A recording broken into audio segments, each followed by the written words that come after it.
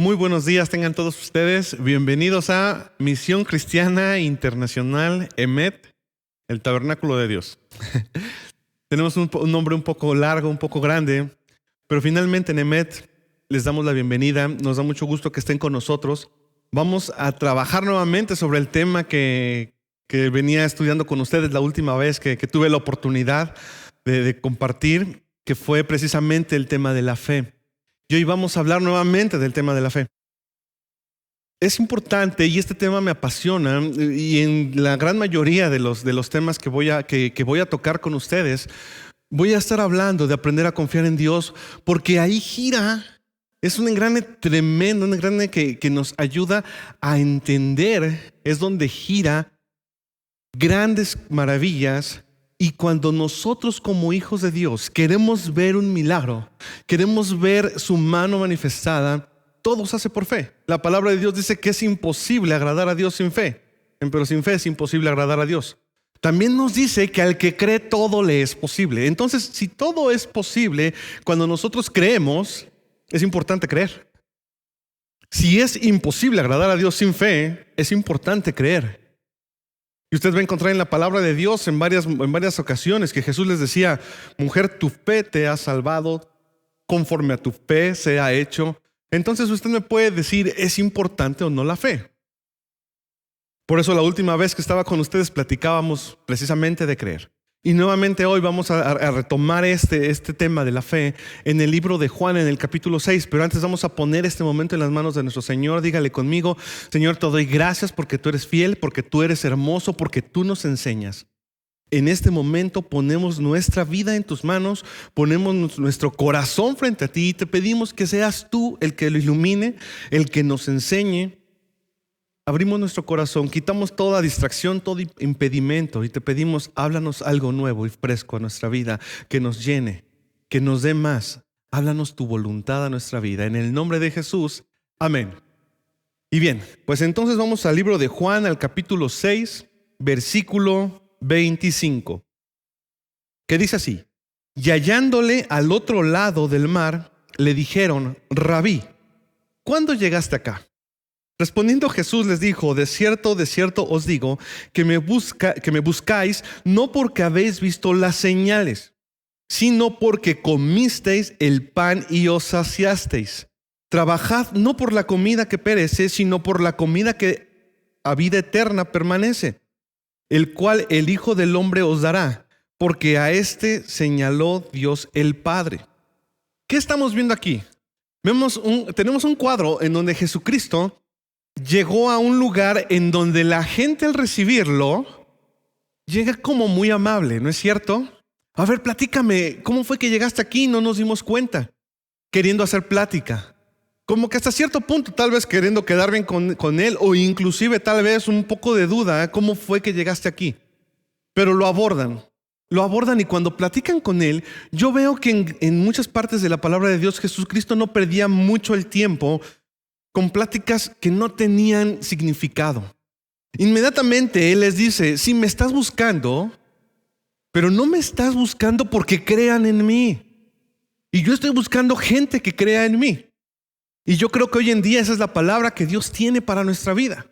Yo estoy buscando gente que crea en mí. Ustedes me están siguiendo no porque crean en mí, sino por lo que yo les doy, sino por lo que reciben. Y esto yo creo que nos abre muchísimo el panorama, porque hoy en día la gente busca las bendiciones. Y es una naturaleza que tenemos los seres humanos de siempre querer saber qué es lo que vamos a obtener, qué es lo que vamos a ganar, cuál es el beneficio para mí. Entonces la gente pues no era diferente y están buscando a Jesucristo porque no saben si hoy Jesucristo se va a disparar las pizzas. Porque ellos veían que Jesucristo multiplicaba el pan.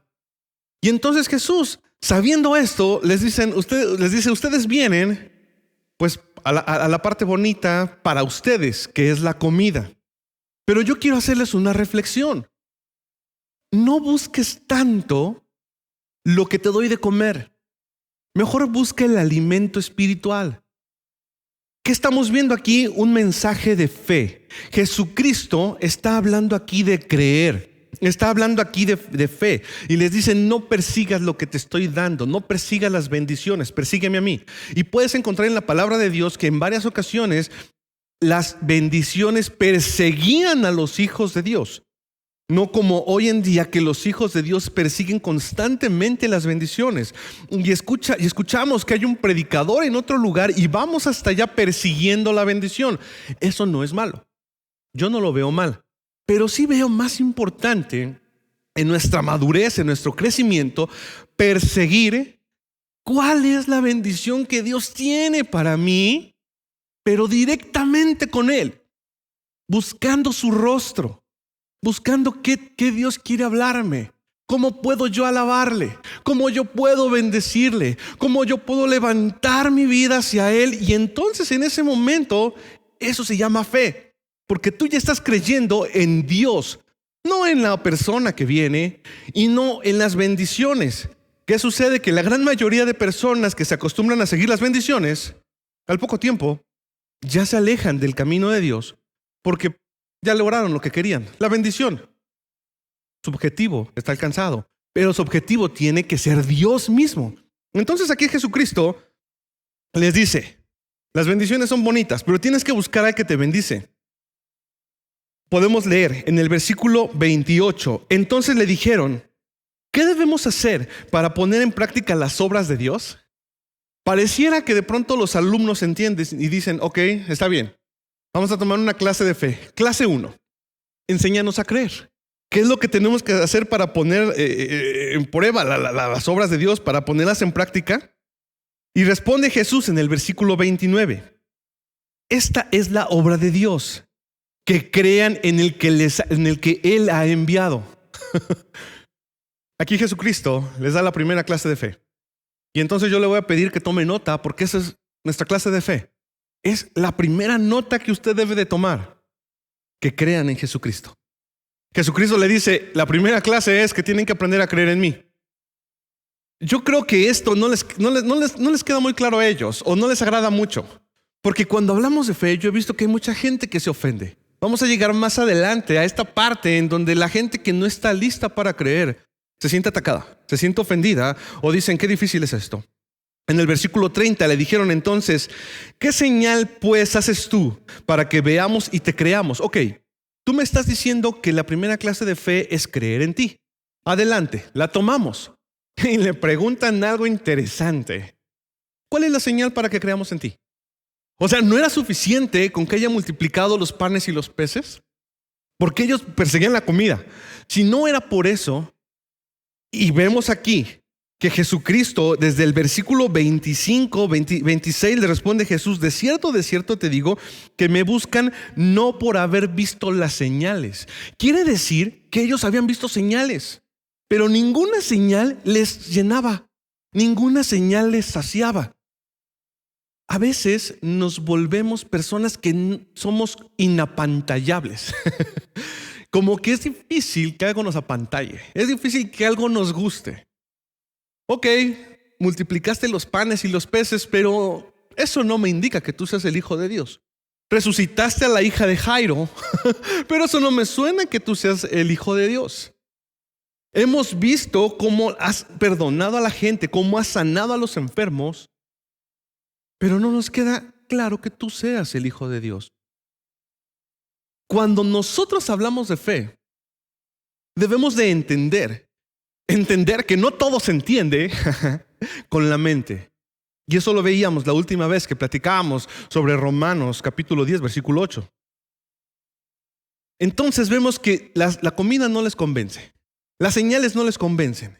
Ellos necesitan algo que los convenza. Como si cada 8 días hubiera alguien que multiplicara los panes, los peces, resucitara muertos, levantara paralíticos, abriera los ojos de los ciegos. Así se comportaban. Un juez bastante difícil, porque la fe es lo primero que va a atacar la mente. Un juez muy difícil de cambiar. Porque cambiar nuestros conceptos, cambiar nuestra estructura de ideas es lo más complicado. Yo estoy seguro que hoy es domingo. Y si tú me dices a mí que hoy es lunes, yo te voy a decir que estás muy mal y no voy a tolerar tu punto de vista. Va a ser muy difícil. Entonces, vean lo que dicen a Jesús en el versículo 31. Nuestros padres comieron el maná en el desierto, como está escrito, pan del cielo les dio de comer. Y tú no nos das pan del cielo. Tú solamente multiplicas los panes y los peces. Qué difícil a veces cambiar nuestros conceptos. Qué difícil porque hay gente que no está lista para ver. Hay gente que es ciega teniendo ojos. Hay gente que es muda teniendo boca. Y hay gente que es sorda teniendo oídos. Les cuesta tanto trabajo creer. Les cuesta tanto trabajo escuchar lo que Dios tiene para ellos, que tienen 1000 justificaciones para no creer. Y la mente siempre tiene 1000 justificaciones para entender por qué no somos bendecidos y por qué no voy a creer en la palabra de Dios, más que tener justificaciones del por qué sí creo en la palabra de Dios. Entonces Juan en el capítulo 6, desde el versículo 25, está hablando de fe, está hablando de creer. No perdamos de vista esto. Versículo 32, Jesús les dijo, de cierto os digo, no fue Moisés el que les dio el pan del cielo. Dice, no os dio Moisés el pan del cielo, mas mi Padre os da el verdadero pan del cielo. Regresamos a lo mismo. Ustedes siguen buscando en el tema de las bendiciones, pero buscan mal. En vez de buscar a Dios, buscan el tema de bendiciones. Ahora, ojo, no estoy diciendo que buscar bendiciones sea malo. Todo lo contrario. Yo creo firmemente que si Dios tiene una bendición para mi vida, está escrita en la palabra, es para mí. ¿Usted lo cree? Bueno, ahora bien, si nosotros buscamos primeramente el reino de Dios y su justicia, muchas bendiciones van a llegar a nuestra vida por añadidura.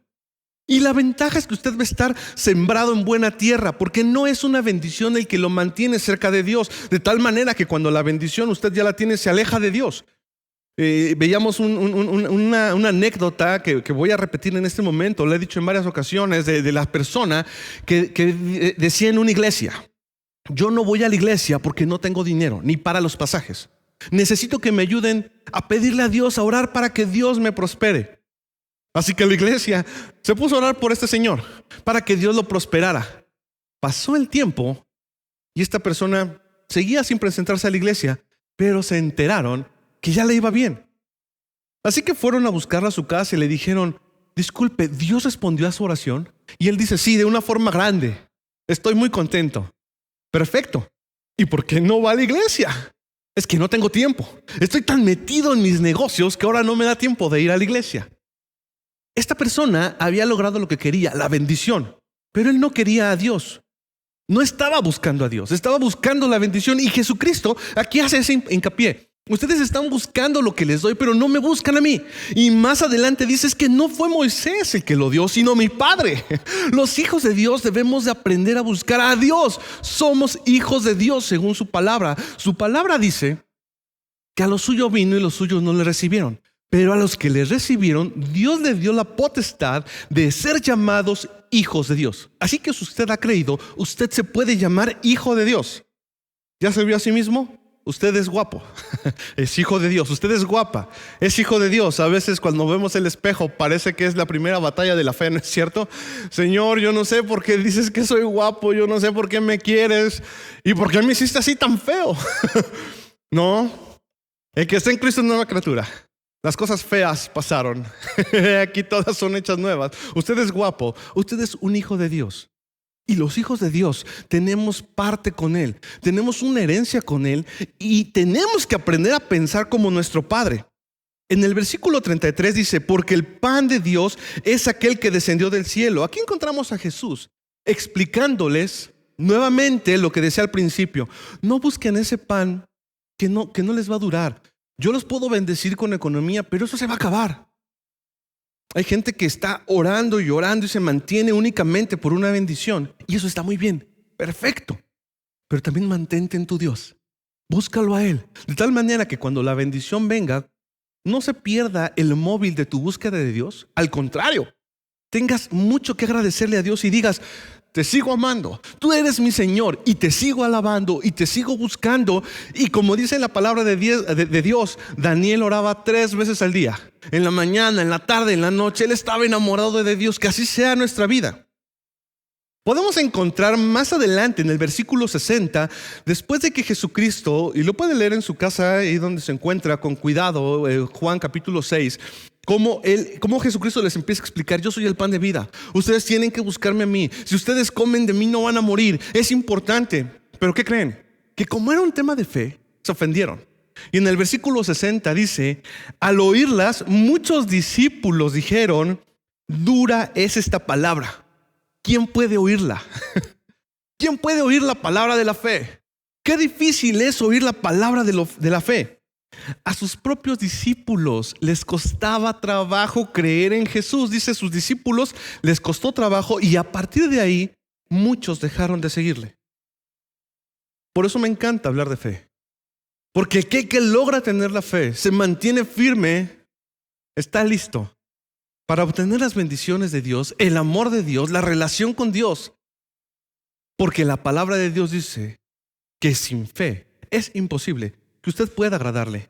En el versículo 61 dice: sabiendo Jesús en sí mismo que sus discípulos murmuraban de esto, les dijo: ¿esto les ofende? ¿Por qué ofende la palabra de la fe? ¿Por qué ofende el poder de la fe a la gente? Inclusive van a encontrarse que dice que para la gente la fe es locura, pero para nosotros los hijos de Dios es poder de Dios. Pero esto es muy fácil decirlo en una congregación o en 4 paredes. Es muy fácil decirlo frente a una cámara en este momento, en el video. El poder de Dios, y gritamos y cantamos. Hay personas que hablan diciendo: y Satanás está bajo nuestros pies y lo pisamos. Estoy de acuerdo. Pero cuando salimos a la batalla parecemos gatitos. Todo nos da miedo y todo nos da vergüenza, y no podemos con nada, porque las bases de la palabra de Dios pues solamente las repetíamos como pericos frente a todos, envalentonándonos del lado de donde estaba nuestro cuartel. Como un grupo de soldados que no han salido a la guerra, están en su cuartel diciendo contra el enemigo, diciendo: vamos a matarlos, vamos a atacarlos, vamos a destruirlos. Y el general está muy contento porque todos se ven fuertes y valientes de ese lado. Y cuando llega el momento de atacar, todos parecen gatitos y nadie quiere hacer nada. A todos les da miedo. Vamos a orar por la gripa de la persona, por la gripe que tiene, para que sane. Y no hay quien quiera orar. Y es la hora de los alimentos y le dices a la gente: ok, puede dirigir la oración. Y es increíble como hay gente que se achica, se apena y dice: no, es que no, me da pena. Entonces, ¿dónde quedaron ese ejército? ¿Dónde quedaron esas personas que decían: en Cristo soy más que vencedor? Soy fuerte en Cristo. Porque la fe no es un deporte de gritar. La fe es un deporte de creer. Es un deporte extremo. Es el deporte al que Jesús está llamando. En el versículo 62 dice: porque si vieres al Hijo del Hombre subir de donde estaba primero. El contexto es este: después de que se ve que se ofenden, les dice: y eso es nada, no están listos. Vamos a leerlo. Versículo 61. Y sabiendo Jesús en sí mismo que sus discípulos murmuraban esto, les dijo: ¿esto os ofende? Porque si vieres al Hijo del Hombre subir de donde estaba primero, el Espíritu Santo es el que da vida. La carne de nada aprovecha. Las palabras que yo os he hablado son espíritu. Aquí les está diciendo: y si esto les espanta, imagínense si yo les mostrara lo que yo he hecho antes inclusive de venir a esta tierra. Y eso de pronto a la gente le petrifica. ¿Cómo es posible que nos esté diciendo esto? Jesús les dice: no están listos para más. No están listos para más, porque lo poco que yo les estoy diciendo les cuesta trabajo creerlo. Y hoy yo quiero hacer una reflexión con usted. ¿Lo que ha escuchado de parte de Dios para su vida es una realidad? ¿O le cuesta trabajo creerlo? Porque este mensaje yo lo he titulado Las dos verdades. Las dos verdades. A diferencia de otras ocasiones, no menciono el título en esta ocasión al comienzo, sino hasta este momento en donde se puede entender. Y quiero hacer ahora un viaje rapidísimo, unos cuantos años atrás. Y vámonos por favor a Números capítulo 13, al versículo 2, en donde dice: envía tú hombres que reconozcan la tierra de Canaán, la cual yo doy a los hijos de Israel. De cada tribu de sus padres enviaréis un varón, cada uno príncipe entre ellos. Vemos desde el versículo 4 al versículo 15 el nombre de cada espía que enviaron del pueblo de Israel a reconocer la tierra. Enviaron a uno de cada tribu, eran 12 tribus. Entonces tenemos de Simeón, de Judá, de Isaacar, de Efraín, las personas que van. ¿Qué estamos viendo aquí? El pueblo de Israel quiere su tierra prometida. Entonces envía a 12 personas de espías y estas personas tenían que dar un reporte. Cuando estas personas regresan, ¿cuál es el reporte que dan? A lo mejor usted ya se sabe esta historia, pero si no se la sabe, yo se la voy a leer. En el versículo 26 dice: y anduvieron y vinieron a Moisés y a Aarón y a toda la congregación de los hijos de Israel en el desierto, en Parán, en Cades, y dieron la información a ellos y a toda la congregación y les mostraron el fruto de la tierra. Y les contaron diciendo: nosotros llegamos a la tierra de la cual nos enviaste, la que ciertamente fluye leche y miel, y este es el fruto de ella. Mas el pueblo que habita en aquella tierra es fuerte, y las ciudades muy grandes y fortificadas. Y también vimos ahí a los hijos de Anac. Los hijos de Anac eran los gigantes. Amalec habita el Negev, y el Eteo y el Jebuseo y el Amorreo habitan en el monte, y el Cananeo habita junto al mar y a la ribera del Jordán. Están dando un reporte. Entonces Caleb hizo callar al pueblo delante de Moisés y dijo: subamos luego y tomemos posesión de ella, porque más poderosos somos nosotros que ellos. Versículo 31. Mas los varones que subieron con él dijeron: no podemos subir contra aquel pueblo, porque es más fuerte que nosotros. Yo le tengo una pregunta. ¿Quién de los dos estaba mintiendo? ¿Alguno de los dos estaba mintiendo? ¿Acaso mentían Caleb? ¿O acaso mentía: vamos a buscar a uno, Jefone, de la tribu de Judá? ¿Estaba mintiendo Nun, de la tribu de Efraín? ¿Quién tenía la razón? Aquí no puede haber dos verdades. ¿Vamos a poder o no vamos a poder? Ambos decían la verdad. Por eso lo he titulado Las dos verdades. Porque la verdad, cuando tú buscas a Dios y te mueves en el camino de la fe, es relativa. Jesucristo, cuando les explicaba que Él era el pan, les decía: las cosas de la carne se entienden con la carne, las cosas del Espíritu se entienden con el Espíritu. Entonces, ambas son verdad. Me cuesta mucho trabajo pensar que la hija de Jairo no estuviera muerta. Y como decían por ahí, no andaba muerta, andaba de parranda. Pero sí estaba muerta. Sin embargo, Jesús les dijo: está dormida. Y se rieron de Jesús. ¿Quién mentía? ¿Jesús o los que se estaban riendo de Jesús? ¿Quién tenía la razón? Las dos eran verdad, pero las dos son verdad dependiendo del lente de donde lo estés mirando. Si nosotros vemos la verdad de la hija de Jairo a través de los ojos de Jesús, la niña estaba dormida, estaba a punto de resucitar. Si vemos la situación a través de los ojos de la gente que estaba ahí, únicamente viendo al muerto, pues claro, estaba muerta. Importa mucho de dónde lo vemos. Por eso es necesario que nosotros veamos a través de los lentes de la fe. Si yo no tengo estos lentes, muy seguramente para leer voy a batallar un poco, porque no estoy viendo de la misma manera. Cambió mi forma de ver. Pero cuando me los pongo, tengo una forma distinta de ver. Pregunta nuevamente entonces, regresando a Caleb, a Josué, regresando con Nun: ¿quién decía la mentira y quién decía la verdad? Ambos decían la verdad. Pero, ¿cuál es la verdad del pueblo de Dios? La que decía Caleb.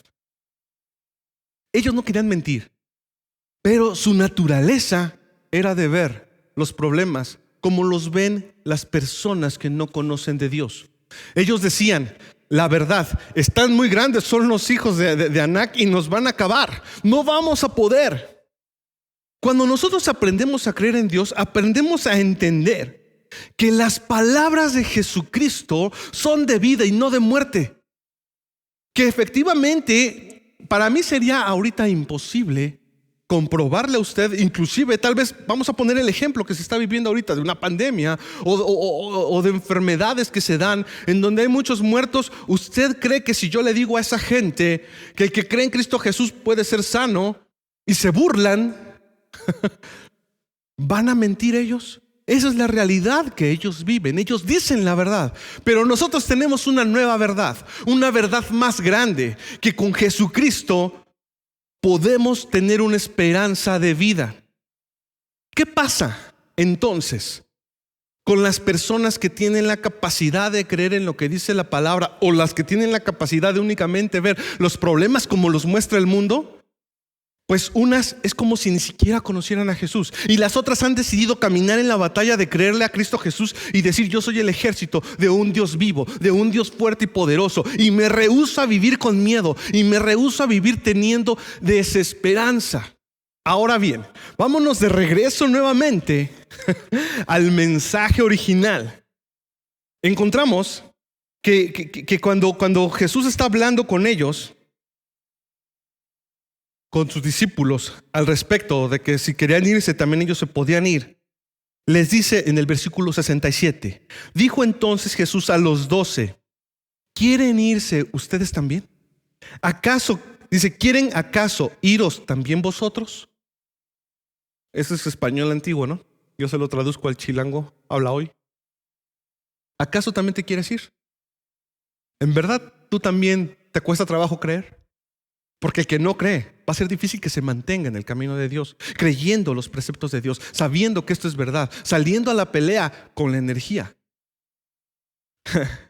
¿Qué le responde Pedro en el versículo 68? Y le respondió Simón Pedro: Señor, ¿a quién iremos? Tú tienes palabras de vida eterna. Esas son las palabras en las que nosotros creemos. Tú nos estás llenando de tus palabras, y a partir de tu mensaje es que yo me voy a mover. Yo ya no me voy a mover por las palabras que me diga el mundo. Yo ya no me voy a mover por lo que digan las personas, por el miedo de la gente. Porque vemos que Dios es un Dios poderoso. Y cuando usted conoce a Dios, sabe y entiende que no te sobrevendrá mal, ni plaga tocará tu morada, porque yo estoy contigo. Bueno, y entonces si plaga no va a tocar mi morada, ¿por qué hay tanta gente que muere en mi familia? Yo no quiero tampoco que pienses y decirte, como te diría algún radical tal vez: oh, por falta de fe. No. Yo creo que a Dios nada se le escapa de sus manos, y yo creo lo que dice la palabra. Y la palabra dice que a los que aman a Dios todas las cosas les ayudan a bien. Aunque yo no la pueda entender, esto es para mi bien. Y Dios tiene un plan para mi vida y tiene un plan para tu vida. Y no puedes vivir con miedo cuando sabes que tienes un destino divino. Cuando tú doblas tus rodillas, le pones tu destino a Dios y le dices: solo tú tienes palabras de vida. Yo creo en ti, creo en tu poder y creo en lo que tienes para mí. Pedro le responde de una forma preciosa: y nosotros hemos creído, dice el versículo 69, y conocemos, escuche esto, que tú eres el Cristo, el Hijo del Dios viviente. El Cristo, el Hijo del Dios viviente, el que tiene palabras de vida y no de muerte, el que quiere cambiar tu destino, el que no quiere que vivas llorando, sufriendo y destruido sin esperanza. Tú tienes oportunidad de ver cualquiera de las dos verdades que en tu vida. Yo no sé qué estés pasando ahorita: desempleo, pobreza, tristeza, enfermedad. Hay tantas y tantas cosas que a veces hostigan a los hijos de Dios. Pero la palabra de Dios nos enseña y nos da promesas para todo aquel que cree. Y usted va a poder seguir viviendo su realidad si usted quiere. Una realidad que no es conforme a la palabra de Dios. O puede vivir su realidad conforme a la palabra de Dios y decir: Cristo está conmigo. Él no me trajo hasta aquí para volver atrás. Él me trajo a poseer la tierra que Él me dio, porque Él está conmigo. Su brazo me fortalece, porque las riquezas del impío son para los hijos de Dios. Porque no me olvidaré del Señor, que es el que me da el poder de hacer las riquezas. Porque Él es escudo alrededor de mí, el que levanta mi cabeza. Él es mi estandarte y mi galardón. ¿En quién confiaremos? ¿A quién iremos? Sino a ti, Jesús, que tienes palabras de vida eterna. Yo le quiero invitar en este momento a que junto conmigo cierre sus ojos y diga: Señor, yo quiero en este momento volver a sincronizar mi vida a tu verdad. a la única verdad. Porque en tu verdad lo que sucede en el mundo no es más que una mentira de Satanás para infundir miedo en mi vida, en que yo viva temoroso. Señor, tú tienes mi destino en tus manos, y en este momento, en el nombre de Cristo Jesús, yo me pongo en tus manos. Y así como en el pueblo de Israel hubo una marca de la sangre del Cordero a través de arriba en las puertas, para que no haya ataque del enemigo, así yo marco mi vida con la sangre de Jesucristo. Yo solamente acepto el poder y la libertad de Jesucristo en mi vida en este momento. Recibo en el nombre de Cristo Jesús tu palabra. Ponga la mano en su corazón y dígale: toca mi vida, tócame, Señor. Yo anhelo y quiero más de ti. Necesito de ti, anhelo de ti. Si esta es la primera vez que usted escucha un mensaje así, yo le quiero invitar a que inicie este camino de la fe. Y ahí donde se encuentra, en su casa, en su auto, donde nos ven escuchando, repita conmigo estas palabras: Señor Jesús, este día, repítalo fuerte, que usted se escuche. Señor Jesús, este día yo te acepto como mi único Señor y mi Salvador. Entra a mi vida.